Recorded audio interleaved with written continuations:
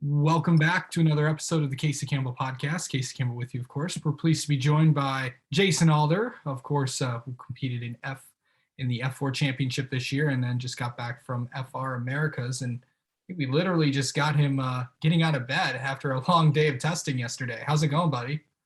It's good, Casey. How have you been? I've been pretty good, man.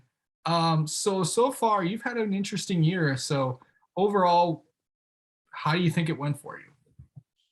I think it's been an incredible year. I mean, this was my first year racing Formula cars. I got my first. I sat in the first Formula 4 car in my life in I think August of 2020. So we've just crossed that year point. Now we're getting close to a year and a half, and we ended up the season with a P3 in the championship, just a couple of points behind those lead two guys, and it was literally down to the final race of the season. I think we had more wins. I think we tied with the most amount of wins of anybody in the season, and I was the only rookie to do it. So it's been an incredible year. 5 wins, P3 in the championship. Actually won the team championship too with me and Nico Christodoulou, my teammate. So overall, I mean, it was an incredible year. So what has been the best part about this year? Can you go back and think of one particular moment? I'd have to say winning that race in Coda.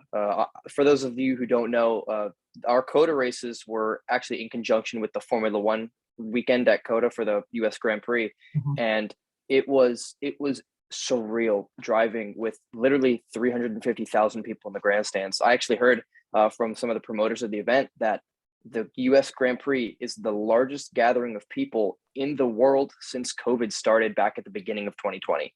Yep. So to race in front of that crowd and win was so cool. I can't even put it into words. It was amazing, and I think we won by like 3 or 4 seconds or something like that. So it was a pretty awesome victory.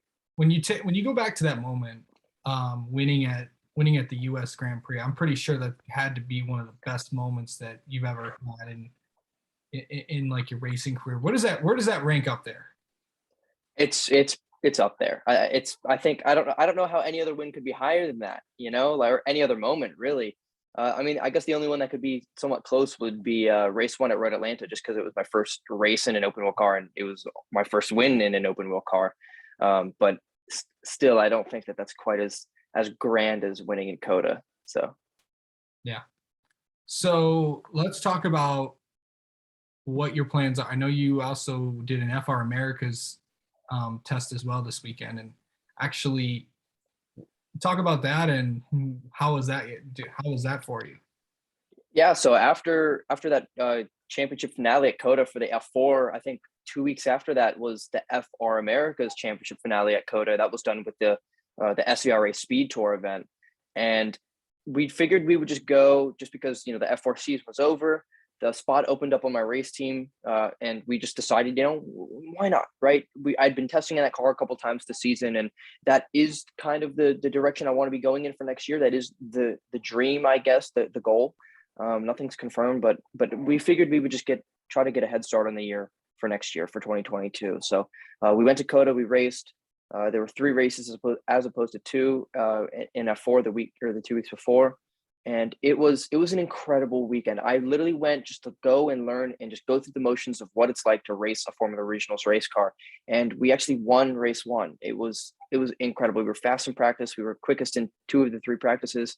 I think we qualified P4. The top 4 were within 12 hundredths of a second at Coda, which is a 3.5 mile long racetrack. So I mean, it was so close, and it was just an awesome experience overall. Yeah, for sure. So kind of going in and talking about like where you want to be next year. Where do you want to be?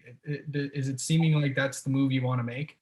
Yeah, that's what it's looking like so far. I mean, I know getting into the F4 car initially, I remember being at the racetrack and I'd see these Formula Regional race cars, and I remember I thought that those things were just quite literally the next level. Like, they were just a step above and beyond anything that I could ever picture myself being in.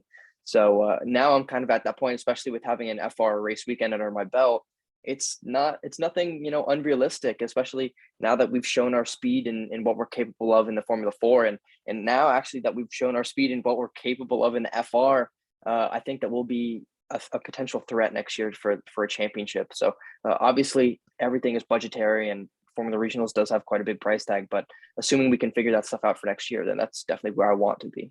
So kind of going into that, where do you feel like you are at in terms of that? I think I think we're close. We're definitely talking to a couple of people right now, but it's not confirmed yet. But we still got to figure a couple more things out. But I'm confident. I think it's looking pretty good for next year. Any plans for the rest of, what do you know when your next race will be, or do you plan on doing any more racing or anything like that? Yeah. So yesterday actually was my first time back in a car since Coda in the FR, and it was actually in a 410 sprint car, and that was just put up by a couple of guys who knew I was from Maryland, and they knew that I had never raced on dirt before. And for a lot of you who don't know, Maryland, PA, Ohio is huge into dirt oval racing. It's massive over here. And obviously I race with wings and slicks in formula race cars, and that's the complete opposite. I don't think you can get more far away from dirt sprint car racing. So one of these guys over here just, I guess he grew fond of me and wanted to literally just give me the thrill. He wanted to gift me the thrill of driving a 950 horsepower sprint car on a dirt track. So I did that yesterday, and that was pretty freaking spectacular.